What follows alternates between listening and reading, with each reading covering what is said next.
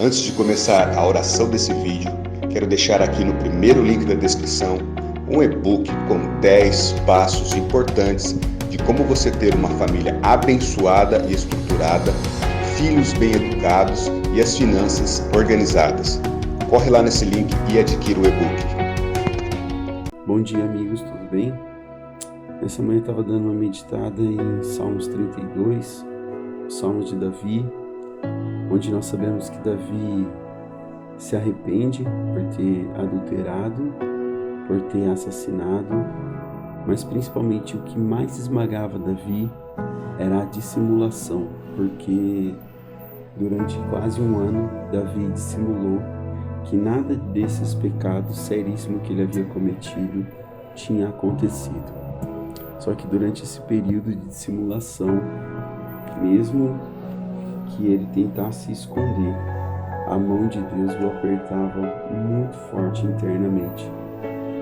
Então, diz assim: bem-aventurado, ou mais do que feliz, é aquele que tem as suas transgressões perdoadas e os seus pecados apagados.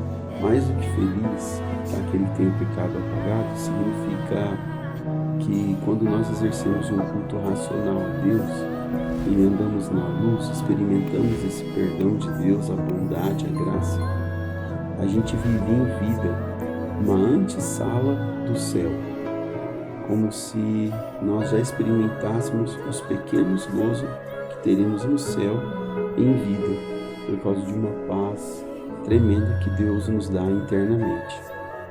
Mas o pecado, o engano, a dissimulação, a hipocrisia de achar que ninguém sabe, sabendo que Deus, o onisciente, sabe todas as coisas, isso faz com que a pressão interna seja muito forte e a gente não desfrute dessa paz. O versículo 2 do Salmo 32 diz assim: como é feliz aquele a quem o Senhor não considera iníquo e em cuja alma não há hipocrisia. Versículo 3: enquanto mantive os meus pecados inconfessos, os meus ossos se definhavam e a minha alma se agitava em angústia até a morte. Pois de dia e de noite a tua mão pesava sobre mim e as minhas forças se desvaneceram, como a selva em tempo de seca. Tem algumas explicações bacanas desse salmo, com a ótica do Hernandes Dias Lopes, que diz assim: a maior hipocrisia de todas é a negação do pecado por parte daquele a quem não foi perdoado o pecado. Foi que Davi encobriu o seu pecado e fingia que nada havia acontecido, mas o Senhor o disciplinou até ele confessar que havia pecado. A deslealdade, a falsidade, o engano, a trapaça, a dissimulação são características dos filhos do diabo, mas aquele que é lavado do pecado é verdadeiro, honesto, simples e inocente. Davi adulterou, assassinou, dissimulou e fingiu que nada havia acontecido.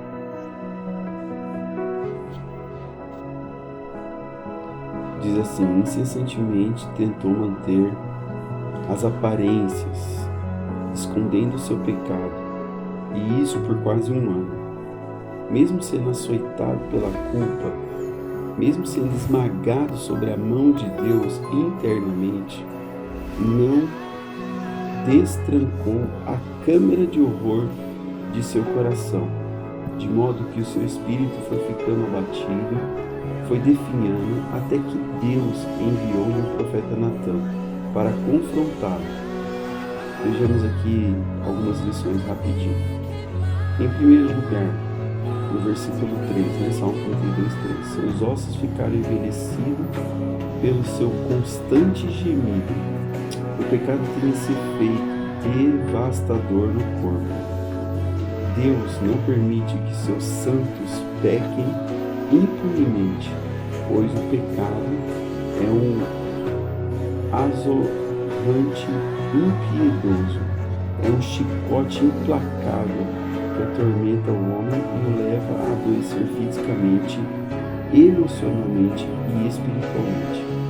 Davi sentiu seus ossos envelhecendo, a sua estrutura mais sólida, as colunas do seu corpo estavam desmoronando, pois o pecado é uma doença devastadora, um fogo nos ossos. O pecado é uma serpente.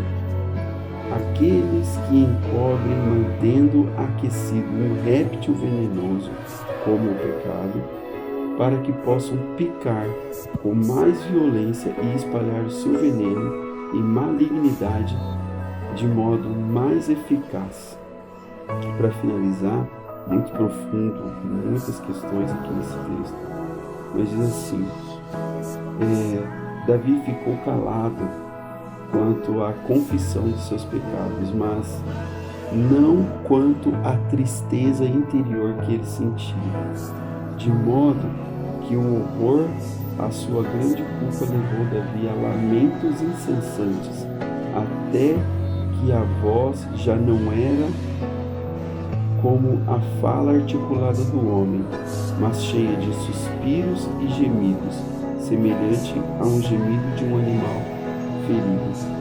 Então, irmãos, para aqueles que entregaram e foram comprados, entregaram sua vida a Jesus e foram comprados por Jesus, nós precisamos andar na luz, como diz João, capítulo 3, do versículo 17 em diante.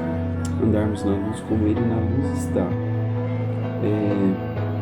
E não viver encobrindo o pecado, não confessando o pecado, porque mais cedo ou mais tarde seremos confrontados.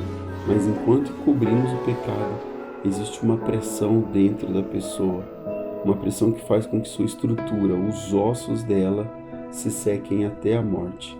Então Deus quer que a gente viva o pleno perdão e vivamos de forma a entender em vida o que é a paz do céu. Amém? Deus abençoe seu dia.